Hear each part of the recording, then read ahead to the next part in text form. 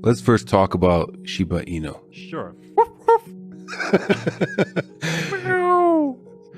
For context, Shiba Inu was created in August 2020, modeled off of Dogecoin by the anonymous founder known as Ryoshi. On May 10th this year, it had a market capitalization of over 13 billion. And maybe you can explain this, but in a crazy move, you were given half of SHIB's total supply. You burned, aka destroyed, 90% of it. That's worth $6.7 billion. And you donated 10%. That's worth $1.2 billion at the time to an India COVID-19 relief fund, saying you don't want to be the locus of this much power. This is fascinating. Why and how were you able to walk away from this much money and this much power? I should probably start by giving some of the backstory around these coins and this concept of giving me coins. So first of all, Shiba Inu, as you said, is this kind of knockoff of Dogecoin, right? And Dogecoin was this initial kind of fun coin that was created back, I think, around 2014 or so, and it was just created by Jackson Palmer and put it out as a joke for a couple of hours, and a community formed around it. And at the beginning, people didn't take it very seriously. I actually remember putting about $25,000 into Doge sometime around 2016, and I just remember just thinking to myself, like, okay, how am I going to explain to my mom that I just invested $25,000 into dog coins? And what even are dog coins? Like, the only interesting thing about this coin is that there's, a logo of a dog somewhere. But, of course, that ended up being one of the best investments I've ever made. And it did really well. And then at the end of 2020, Elon Musk, of course, started talking about Dogecoin. And the market cap just shot up to about $50 billion. Actually, and it shot up multiple times, right? Like, the first time it went up from about 0.8 cents to about 7 cents. And this just happened all in one day. And I remember this was when I was still in Singapore in the middle of COVID. And I saw that the price just went up by 1,000%. And I was like, oh my God, my Doge is worth a lot. And so I immediately called up some of my friends and told them to drop everything and scramble. And I sold half the Doge, and I got $4.3 million, donated the proceeds to give directly. And a few hours after I did this, the price dropped back down from about 7 cents to 4 cents, right? So I managed to sell the Doge at the top, and I remember just feeling like I was such an amazing trader. But then, of course, the price went up from 4 cents, then to 7, and then 50, and just Doge becoming this big phenomenon where there's even a lot of people that have heard of Doge that have not heard of Ethereum. It's just something even I wasn't predicting, right? And so after that, of course, we have Doge, and then people are thinking, well, if the leading dog token is worth $50 billion, then surely the second largest dog token deserves, at least 7 or 8 billion, right? I feel like that's kind of what the mindset of these Shiba people is. So then, of course, they did this other gimmick, right, where they gave me half the Shiba token supply. They were actually not the first project to do this. So around the end of 2020, there was this weird project called Teller. It's Tellor. I think they're a Chainlink competitor or something like this. But I remember they just dumped $50,000 worth of their token into my wallet. And then they had their Twitter army just basically run around saying, look at Vitalik's wallet. Vitalik holds Tellers. He's one of us. He's a supporter. And as soon as I discovered this, I just publicly sold the Teller tokens on Uniswap, and this created a bit of a Twitter splat. Now, the Shiba people were more clever. The Shiba people, instead of dumping to that wallet, they dumped to my cold wallet, right?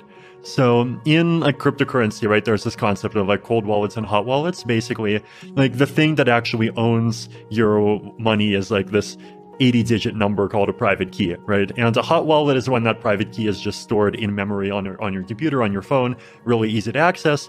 Cold wallet means it's either written down on a piece of paper, or it's on a computer that's just never accessed the internet, right? So cold is very inconvenient, but cold is also much more secure, right? Because even if that computer has some viruses on it, it's air gapped, it's not actually going to be able to upload it. So this cold wallet and all the money's out of the cold wallet, so it's safe for me to talk about my setup now, right? But it was a laptop that was sitting in Canada, and I also had 2 pieces of paper where I wrote down 2 numbers on those 2 pieces of paper. One was with me, one was in Canada. And if you add those 2 numbers together, you get the private key. So because of COVID travel restrictions, and this cold wallet's in Canada, like it's very difficult for me to actually access it, right? And I'm not sure if they knew this. Maybe they just got lucky. But like basically they, sent a lot of these dog tokens into this wallet where it was very difficult for me to access it. But then I saw these dog tokens, I saw more and more people talking about them, and then at some point I realized that like, hey, these things are worth billions of dollars, and like, there's lots of really good things that you could do with that amount of money, and it would actually be a waste to just like see it go. So I made the decision that like I would actually power through and figure out how to like safely like basically get my private key. I actually had to call up my family, tell them to read out their number off of their piece of paper. I entered that into a fresh laptop that I bought from Target. Then I put in my other number on my piece of paper, added the 2 numbers together on the computer. There's the key. And at the same time, like just scrambled for 2 days, setting up a new wallet where I could move my ETH to safely, like getting people to be multi-sig partners, just like doing all sorts of like stuff that 10 years ago you would expect to just be part of a cyberpunk science fiction novel, but now it's all real. So you're doing this all by yourself, essentially. Most of it by myself. So you have to keep it secret, right? And I needed my family to actually like go and read the number on their piece of paper, and then I in my new multi-sig wallet, like there's other people that are signatories, but I'm obviously not going to reveal any details beyond that. So I did this, right? And I actually managed to get the private key, make the first transaction that would just move all my Ether to the multi-sig wallet so it's safe, and then second put the private key on my main computer, then started, going in and just selling some of the dog tokens and then just like giving them to these different charities. Now, at the time, I actually did not even like have any idea of how much you would be able to get, right? Because like on paper, the dog tokens are $7 billion, but like in reality, it's a very liquid market. Are you going to crash it by after you sell 1 million worth? Are you going to crash it after 10 million? Are you going might you actually be able to get like an entire 200 million? I had no idea. So I definitely was just of the mindset like, okay, I'll sell a bit, maybe get some ETH, and then donated some ETH to give well, donated some to other groups, and then okay, have some dog tokens. Like I don't have an easy ability to sell more myself, but then I'll just like give them to these groups, and like hopefully they'll do good things with them. It was actually I actually donated 20% and dumped 80%. Yeah, so the COVID India group got one batch, and then there's another group that got another batch. And I don't want to say who they are because I think that they want to announce themselves at some point. Sure. Can we return to dogs? Sure. No. The other one's categorically forbidden? Yeah, categorically forbidden. Is there any cryptocurrency based on cats, actually? I think there are. Like, there was Catcoin, there was Nancoin. For some reason, they just didn't catch on as much as the dog coins did. Okay, so let's talk about Dogecoin and Elon Musk. Elon said that, quote, ideally, Doge speeds up block time 10x, increases block size 10x, and drops fee 100x. Then it wins hands down, end quote. You said in a blog post, partially responding to that there are subtle technical reasons why this is not possible. To this, Elon said that you, quote, fear the Doge. So let's talk about this. What are the technical hurdles for Dogecoin that prevent it from becoming one of the primary cryptocurrencies of the world? And do you, in fact, fear the Doge? I definitely feel obligated to correct the record. I definitely do not fear the Doge. Okay. I love the Doge. I actually visited the Doge in Japan a few years back. It's she's an amazing dog. She's still alive. Wait, the original Doge? Yeah. Oh, wow. So we accept Doge every year for our annual DEF CON conferences. So I mean, I definitely, don't think Ethereum is opposed to dog coins. I kind of wants to feel like, Ethereum is at least a little bit in spirit itself a dog coin. And then, as I mentioned, I love Doge. I bought a bunch of Doge. I still hold a bunch of Doge. On the scalability question, like the challenge basically is like the limits to scalability and the trade-offs with centralization, right? Like if you just increase the parameters without doing anything else, then it just becomes more and more difficult for people to validate the chain, and it just becomes more likely that the chain becomes centralized and becomes vulnerable to all kinds of capture. Mm-hmm. So does it need like some of the layer 2 technologies that we've been talking about? I personally think that, if Doge wants to somehow bridge to Ethereum and then people can trade Doge thousands of times a second inside of Loopring, then, that would be amazing. If they want to just like take ZK rollup style technology and just have thousands of transactions a second on their own chain, then that's, that would be a great outcome as well. So is there ways for Ethereum and Dogecoin to work together?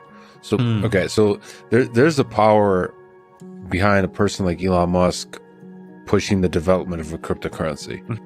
Is there ways to leverage that power and that momentum to improve Ethereum, to improve some of the sort of cryptocurrencies that are already technologically advanced and pushing forward that kind of technology? I definitely think there's room for... there's that meme of Doge like taking over, that storm. Yes, I've seen it. Is there a way to ride that storm, that wave of the Doge that's taking over? I think if we could have a secure Doge to Ethereum bridge, then that would be amazing. And then when Ethereum gets its scalability, any scalability thing that works for Ethereum assets, you would be able to also like trade wrapped Doge with extremely low transaction fees and very high speed as well. Is there precedence for building secure bridges between cryptocurrencies? How difficult is this kind of task? It's definitely something that's in its infancy. There definitely have been some cross-chain interaction things that have been done before. The earliest is probably the concept of merge mining, right? When a chain just makes its entire proof of work algorithm dependent on the proof of work algorithm of another chain. And so I think famous Dogecoin actually merge mines to Litecoin, which is, I think in retrospect, not looking like a very good choice because now Dogecoin is bigger than Litecoin. If there's potentially some way for Dogecoin to merge mine with an Ethereum proof of stake of some kinds, then like that could be an interesting alternative. So that's one type of like chain interaction. As far as like bridges, like one chain reading another chain, early in Ethereum's history, there was this project called BTC Relay. It's a smart contract on Ethereum that just verifies Bitcoin blocks. I think people stopped really caring about and maintaining it because there just weren't enough applications that were actually interested in using it at the time, and then the transaction fees got too high to actually maintain it. So I think if we want to make a BTC Relay 2.0 and that becomes cheaper because it uses snarks or something like that, then you probably could. But maybe now's the time when you actually can do that sort of one-way verification. But the one challenge, though, is that if you want to have a bridge that allows you to move assets between chains, then you don't just need one-way verification, you need two-way verification, right? And Ethereum can verify anything because Ethereum smart contracts can just run arbitrary code. But if you want Bitcoin to be able to do things based on what happens in Ethereum lands, then Bitcoin would have to basically, they can do everything with soft forks because that's their religion, but they'll do it that way. And if Doge wants to make a fork where that allows for two-way transferability with Ethereum, then they could. I think that would be a lovely collaboration to make if there's interest. I think there might actually even be some multi-sig funds that has some funding. It's just a bounty for someone to make a bridge between the two. Oh. Could you maybe try to psychoanalyze Elon Musk for a brief second? So what are your thoughts about Tesla and Elon Musk's journey through the cryptocurrency world? So first with Bitcoin and then with Dogecoin. So holding a large amount of Bitcoin.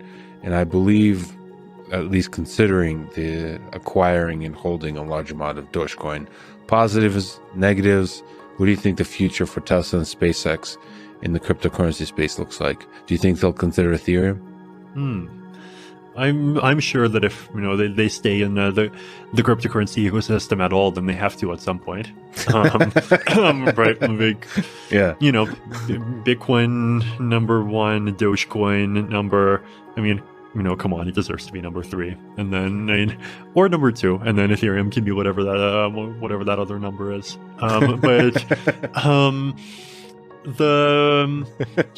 If Ethereum only becomes a dog coin somehow, maybe change the logo to incorporate a dog of some sort, almost like Doge sneaking behind. Oh, that would be fascinating. When the merge happened. And I think Elon, you definitely, I think you would make a mistake if you were to kind of ascribe too much sophisticated malevolence or any intent, deep intentionality to the whole process. I think he's just a human being and he likes dogs, just like I like dogs. Yeah, right? I think that is literally the reasoning behind the whole Dogecoin thing.